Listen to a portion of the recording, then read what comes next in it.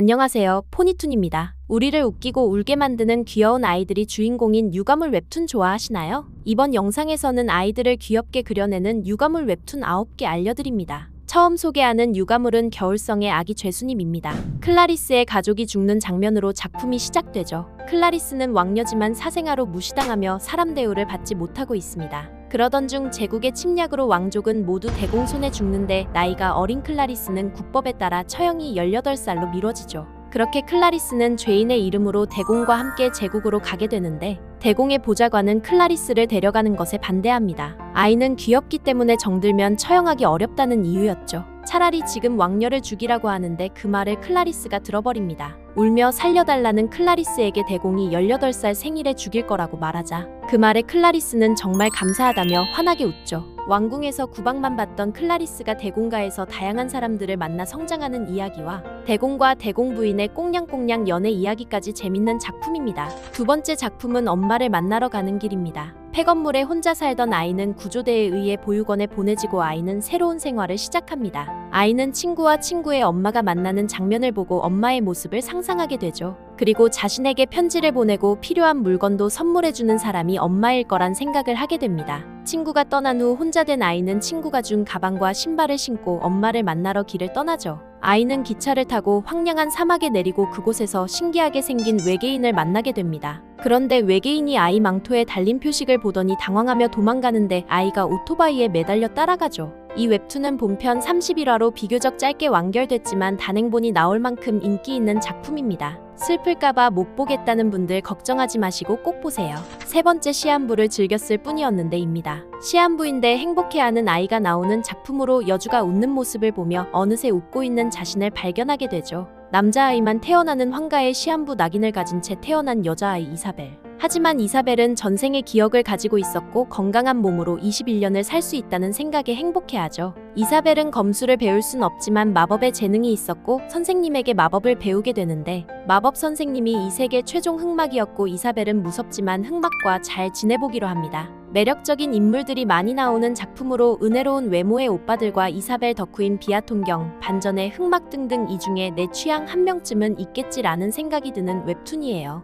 귀여운 설표가 주인공인 흑표 가문의 설표 아기님입니다. 설표 일족에서 누구보다 강한 능력을 가진 레나는 티엘을 낳다가 죽음을 맞이하는데 티엘은 이능을 발현하지 못하는 잡종입니다. 티엘은 극한의 상황을 버티며 살아가지만 할아버지에 의해 베란다에서 얼어 죽게 되죠. 그런데 티엘은 죽기 한 달 전으로 돌아오게 됩니다. 티엘은 이곳에서 무조건 도망가야 했고 흑표 일족인 아버지를 떠올립니다. 티엘은 집안이 분주한 틈을 타 다락방을 빠져나오는데 유모와 딱 마주쳐버리죠. 도망치던 티엘은 남자아이와 부딪히고 티엘을 살려달라는 말에 남자아이는 티엘을 숨겨줍니다. 티엘이 흑표 가문의 아버지를 만나러 간다는 말에 남자아이는 티엘의 정체를 눈치채고 자기가 흑표 가문에 데려다 주겠다며 아공간을 열더니 설표로 변해서 아공간에 들어가라고 하죠. 아이가 설표로 변하다니 귀여움이 2배가 되는 작품입니다. 예상대로 흑표 가문 사람들은 모두 티엘의 귀여움에 빠져버리죠. 아버지에 대해 단단히 오해하고 있는 딸이 나오는 폭군 아빠는 내가 지킨다 입니다. 시에는 호구인 아버지를 대신해 아버지가 내기로 한 기부금을 취소해 집안의 돈을 지킵니다.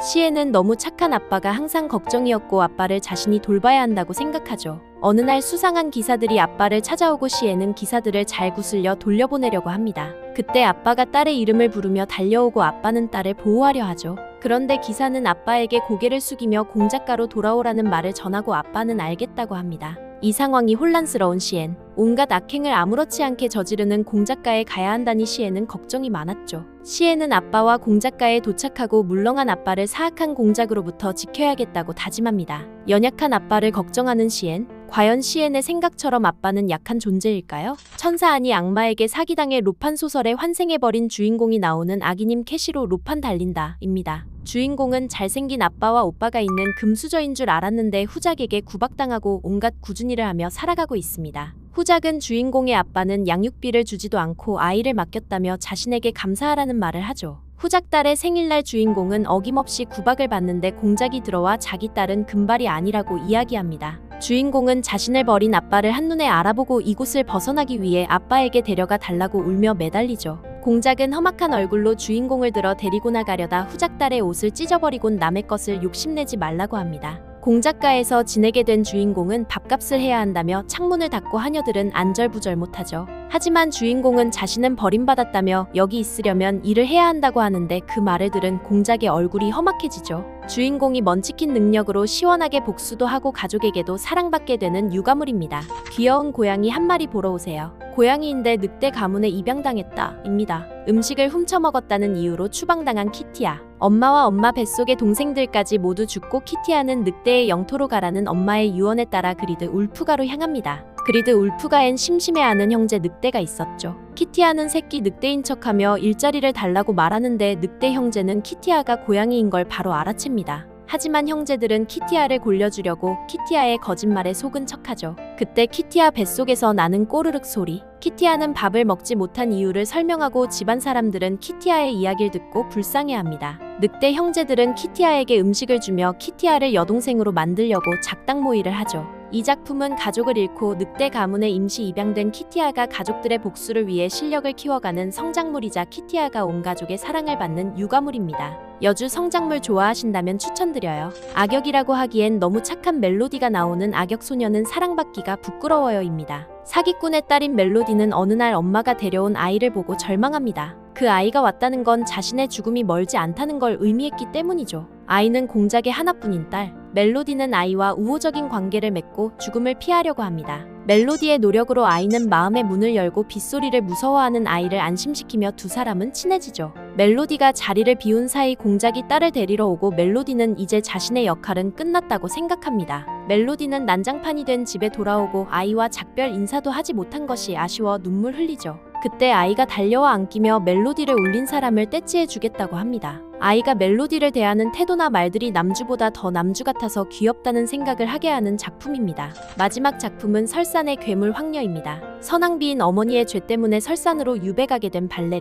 발레리는 황제인 이보고라버니가 보내주는 물품 덕분에 척박한 설산에서 살아갈 수 있었죠. 설산에서 불길하다고 여겨지는 빙결 능력까지 얻게 되는데 따뜻함이라곤 하나도 느낄 수 없는 설산에 살던 발레리는 19살 생일에 삶을 마감합니다. 엄마의 고함 소리에 눈을 뜬 발레리. 발레리는 이번엔 어머니를 벗어나 오라버니에게 도움을 요청하려고 하죠. 발레리는 혼잡한 틈을 타 도망을 치지만 하녀들에게 금방 잡혀버립니다. 하지만 발레리가 잡혀가는 모습을 우연히 그 자리에 있던 황태자가 보게 되고 발레리는 도움의 눈빛을 보내죠. 황실 기사단이 발레리를 돕기 위해 궁으로 들이닥치고 어머니는 발레리의 입을 막고 숨깁니다. 선왕비는 발레리가 자고 있다고 거짓말을 하며 황제가 직접 오지 않는 이상 아이는 보여줄 수 없다고 하죠. 기사단이 물러가려는 순간 황제가 발레리를 찾기 위해 궁에 도착하고 황태자가 발레리를 발견합니다. 발레리는 이전엔 하지 못했던 도와달라는 말을 오라버니에게 하죠. 불운했던 여주가 어머니의 품을 벗어나 황족으로서 역할을 해가는 모습을 볼 수 있는 작품입니다. 유가물 웹툰 9개 소개해드렸는데요. 오늘 소개해드린 웹툰 재밌게 보셨나요? 여러분은 어떤 웹툰을 매력적이라 생각하시는지 또 그 이유는 무엇인지 댓글로 의견 남겨주세요. 가시기 전에 구독과 좋아요 꼭 부탁드려요. 감사합니다.